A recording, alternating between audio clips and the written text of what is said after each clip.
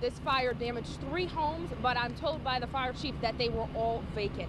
Witnesses say the car was traveling in the eastbound lanes when it spun out of control. You can see the tracks here as it crosses the median. I'm on Cone Street between Burdette and Fern, and right now on the other end of the block is actually where that water main break happened. As you can see, these dogs can search through tons of rubble to find people and get them out of disasters like the ones in Oklahoma. The New Orleans Crime Coalition pointed to the shortage of police officers as a major hurdle for the NOPD. Well, 3 Powerball tickets stolen in Louisiana are worth $2 million this morning. Supporters of the state's school voucher program have asked a federal judge to remove an order requiring the state to make regular reports on the program to federal officials. And not to get lost in numbers too much, because just this past weekend we had 7 people shot, 1 including a 1-year-old baby. Does that kind of diminish the numbers for you? Does that make you say this is frustrating, something needs to be done faster? This fire damaged 3 homes, but I'm told by the fire chief that they were all vacant. Now, I'm still here at St. Anna and Miro, and take a look at the scene at this point. Now, firefighters have been out here since about 5 o'clock this morning.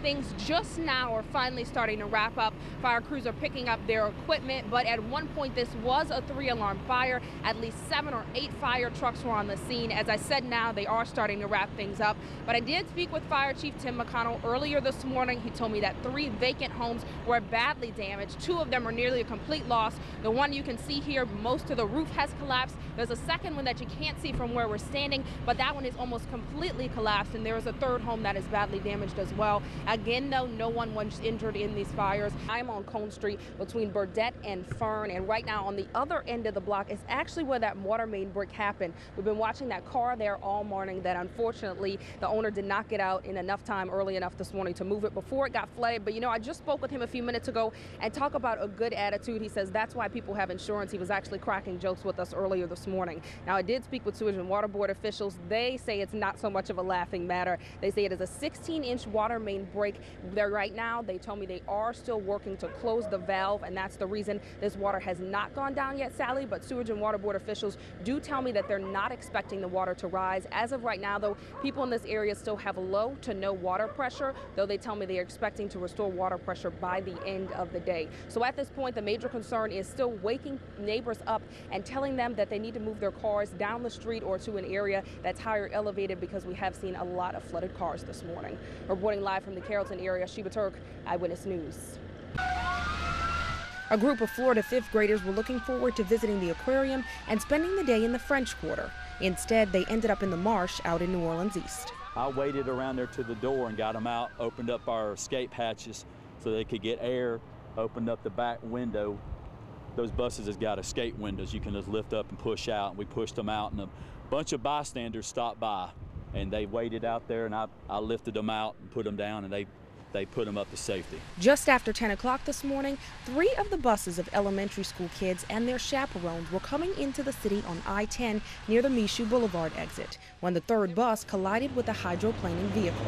Witnesses say the car was traveling in the eastbound lanes when it spun out of control. You can see the tracks here as it crosses the median and spins into the westbound lanes. It missed the first 2 buses, and we were in the 3rd bus, and our bus driver couldn't stop because she was directly in front of us, and we slammed into it with a busload full of kids heading to New Orleans, and bus driver saved our lives. But the woman driving the vehicle that lost control was killed, and the accident shut down the I-10 in both directions for nearly 2 hours as firefighters used the jaws of life to remove the victim's body from the wrecked vehicle.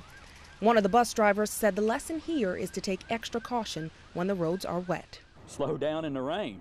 I mean, the lady she was speeding and just lost control. I mean, just be careful. Sheba Turk, Eyewitness News.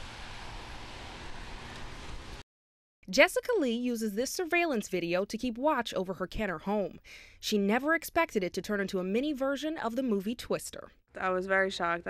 Thank God I wasn't home, first of all. I was at the hospital with my grandmother, and we were on lockdown there. You can see her puppy running for cover, and just seconds later, her yard turns into chaos. The dead birds I just noticed when y'all got here, and that saddens me. The tree, the basketball goal was on top of the shed. The shed doors were blown open. The The kennel over there has mild damage, and that's about all. This is one of the surveillance cameras that caught all of the action. It goes out at around 11:46. That's when many people in the area lost power. And at noon today, 575 people in Jefferson Parish were still without electricity. I'm frustrated. Been without power since 12 o'clock yesterday. Keep on getting different stories from Entergy. On top of the power outages, nearly 24 homes were damaged by the EF1 tornado. A 4-block stretch of West Loyola Drive is filled with piles of tree limbs and dozens of roofs with tarps.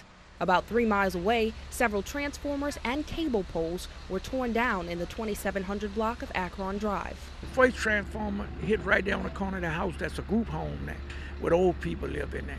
And thank God they wasn't home. Power outages and damage are understandably frustrating, but as always, the people of this city are resilient and already looking past the devastation. We'll just rebuild and go on from there. Sheba, Turk, Eyewitness News.